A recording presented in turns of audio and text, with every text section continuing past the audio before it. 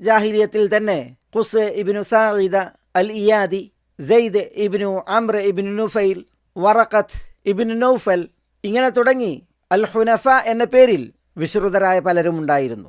അവർക്ക് ഈ അഖ്ലുൽ ഇദ്റാഖും അഖ്ലുർ റുഷ്ദും ഒരുപോലെ ഉണ്ടായിരുന്നു. അതുകൊണ്ടാണ് നബി സല്ലല്ലാഹു അലൈഹി വസല്ലം തങ്ങളുടെ തിരുനിയോഗത്തിന് ഇപ്പുറം ഇസ്ലാം ആശ്ലേഷിക്കുന്നതിന് മുമ്പ് അവർ മരണം വരിച്ചെങ്കിലും അവർ വിജയികളാണെന്ന് വിധിക്കപ്പെടുകയുണ്ടായത്.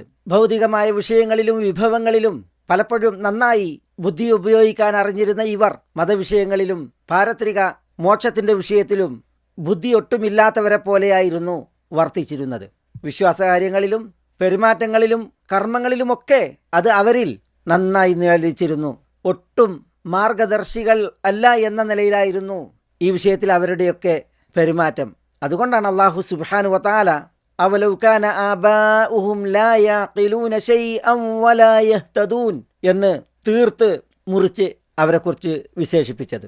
അബൂദർദ ഉവൈമിർ അൽ അൻസാരി റളിയല്ലാഹു തആല അൻഹു അവസാനം ഇസ്ലാം ആശ്ലേഷിച്ച അൻസാരികളിലെ വ്യക്തിത്വമാണ്. അദ്ദേഹം ഇസ്ലാം ആശ്ലേഷിക്കാനുള്ള കാരണം വായിക്കുമ്പോൾ അന്നാളുകളിൽ ഇവരുടെ അഖിലില്ലായ്മ, ഗ്രാഹ്യത ഇല്ലായ്മ, വിശ്വാസപരമായ വിഷയങ്ങളിൽ എത്ര എന്നുള്ളത് നമുക്ക് വായിക്കാനാവും. അദ്ദേഹത്തിൻ്റെ വീട്ടിൽ ഒരു വിഗ്രഹമുണ്ടായിരുന്നു. ഒരു ദിവസം അബ്ദുള്ള ഇബ്നു റവാഹയും മുഹമ്മദ് ഇബ്നു മസ്ലമയും റളിയല്ലാഹു അൻഹുമ അബൂദർദ റളിയല്ലാഹുവിൻ്റെ വീട്ടിൽ പ്രവേശിച്ച് ആ വിഗ്രഹത്തെ ഉടച്ചിടുകയുണ്ടായി. അബൂദർദ ആ സമയം അവിടെ ഉണ്ടായിരുന്നില്ല. തിരിച്ചു വന്നപ്പോൾ ചിതറിക്കിടക്കുന്ന വിഗ്രഹത്തെ കണ്ട് അയാൾ അത് സ്വരൂപിക്കാനും ശേഖരിക്കാനും തുടങ്ങി. അദ്ദേഹം പറഞ്ഞു, വൈഹക്, കഷ്ടം, ഹല്ലം തനഅത, നിനക്ക് വിസമ്മതിച്ചുകൂടായിരുന്നോ? അലാ ദഫഅത അൻ നഫ്സിക്, നീ എന്തുകൊണ്ട് സ്വയം പ്രതിരോധിച്ചില്ല?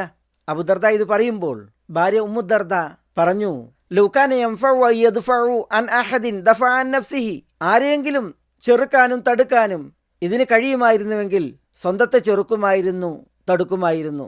വനഫഅഹ, സ്വന്തത്തിന് ഉപകരിക്കുമായിരുന്നു.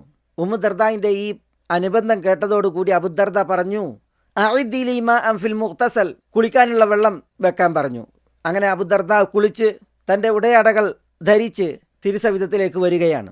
അബ്ദുല്ലാ ഇബ്നു റവാഹ ഈ രംഗം കാണുന്നുണ്ട്. അദ്ദേഹം തിരുദൂതരോട് പറയുന്നുണ്ട്, റസൂലേ, ഞങ്ങളെ അന്വേഷിച്ചാണ് അബൂദർദ വരുന്നതെന്ന് തോന്നുന്നു. അപ്പോൾ നബി സല്ലല്ലാഹു അലൈഹി വസല്ലം തങ്ങൾ പറഞ്ഞു, ഇന്നമാ ജാഅ ലിയുസ്ലിം ഇന്ന റബ്ബി വഅദനി ബി അബിദ്ദർദ അൻ യുസ്ലിം, അദ്ദേഹം ഇസ്ലാം ആശ്ലേഷിക്കാനാണ് വരുന്നത്. എൻ്റെ റബ്ബ് എനിക്ക് വാഗ്ദാനം നൽകിയിരിക്കുന്നു, അബൂദർദ ഇസ്ലാം ആശ്ലേഷിക്കുമെന്ന്. ഈ ചരിത്രം ഞാനിവിടെ ഉദ്ധരിച്ചത് അബൂദർദ റളിയല്ലാഹു തആല അൻഹു ജാഹിലിയത്തിൽ അറിയപ്പെട്ട ബുദ്ധിമാനാണ്. ഇസ്ലാമിലും അബൂദർദ റളിയല്ലാഹു തആല അൻഹു അൽ ഹക്കീം എന്ന് ഖ്യാതിയുള്ള മഹാനാണ്. പക്ഷേ ജാഹിലിയത്തിൽ ഇങ്ങനെ ബുദ്ധിയൊക്കെ ഉണ്ടായിട്ടും ഇത്തരം വിഗ്രഹങ്ങളിൽ ആശ്രിതനായി അവിവേകിയായി കഴിഞ്ഞതാണ് നമ്മളിവിടെ മനസ്സിലാക്കുന്നത്. ഒപ്പം അഖ്ലുൽ ഇദ്റാഖ് ഉണ്ടെങ്കിലും അഖ്ലുർ റുഷ്ദ് അത് കൈമോശം വന്ന ആളുടെ ഉദാഹരണം അതാണ് അബൂദർദയിൻ്റെ ഈ ചരിത്രം നമ്മളോട് പറയുന്നത്.